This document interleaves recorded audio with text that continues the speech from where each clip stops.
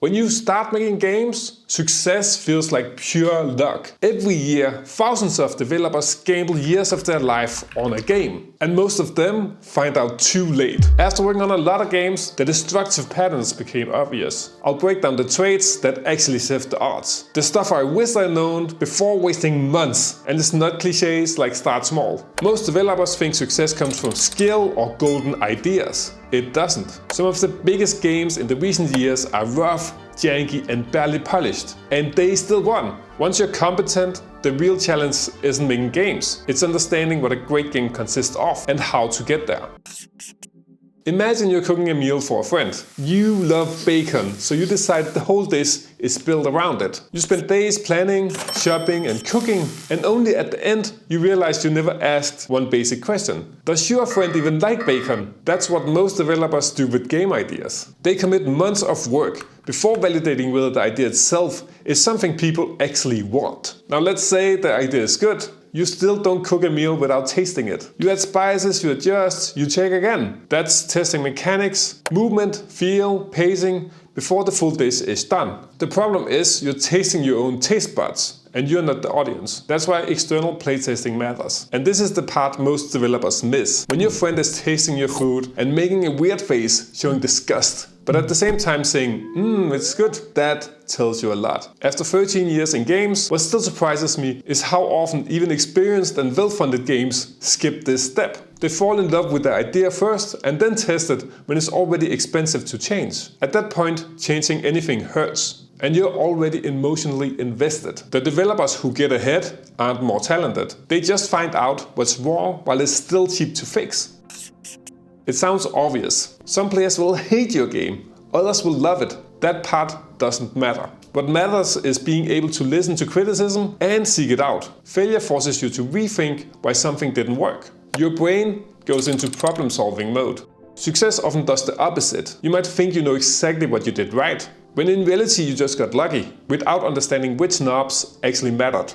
In that way, success feeds your ego and becomes your biggest enemy. If you're looking for tailored feedback, I offer one-on-one sessions where we can take a look at your specific situation. It's not a hype call, but an honest, grounded conversation. When you're making a game, how do you make sure you can finish it and it still looks and plays amazingly within 12 months? You need 3 traits to align. The first trait is fantasy. When players look at a game, they're not evaluating mechanics. They're asking one simple question. Who am I in this game? Game sells escapism. Being someone you can't be in real life. A criminal in a big city. A knight in a fantasy world.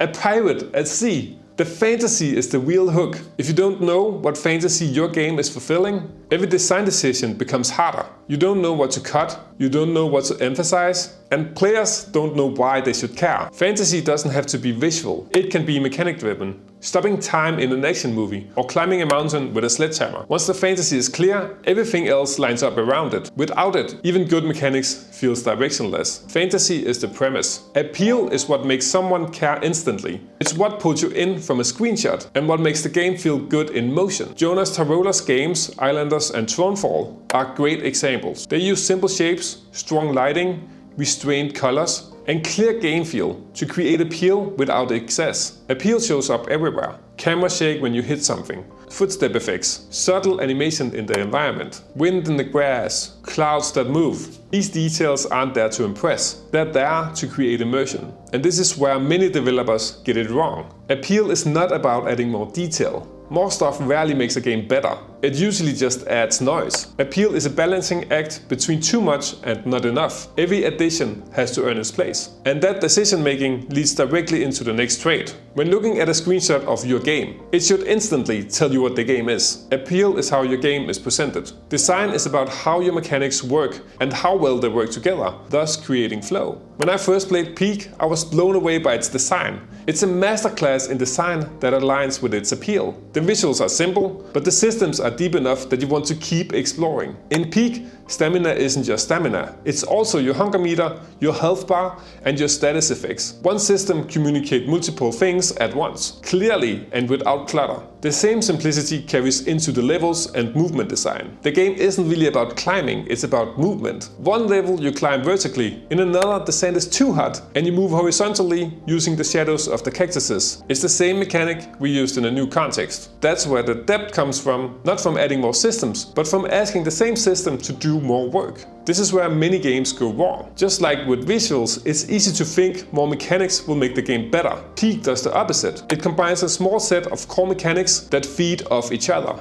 That's why it feels rich without feeling bloated. Less isn't just more here. Less is what makes the game possible to finish. Design is flow. Flow is when the game stays challenging without pushing players away. The last piece of the puzzle is scope. And scope isn't something you choose at the end. It's defined by your appeal, design, and fantasy. High fidelity visuals, complex animation, cinematic presentations, and layered systems all come with a cost. Not just in time, but in content, polish, and edge cases. Games like The Last of Us are incredible, but they require massive teams, long production cycles, and years of iteration. That level of appeal and design creates a huge scope, whether you want it or not. This is where a lot of indie projects break. They choose an appeal that demands realism and a design that demands complexity. Then underestimate what it takes to actually finish it. If your goal is to ship a game in 12 months, your fantasy, appeal, and design have to support a smaller scope. That doesn't mean low quality. It means choosing an appeal that doesn't rely on high fidelity realism and a design that creates depth through interaction instead of volume. A minimalistic strategy game can feel deep with a fraction of the content,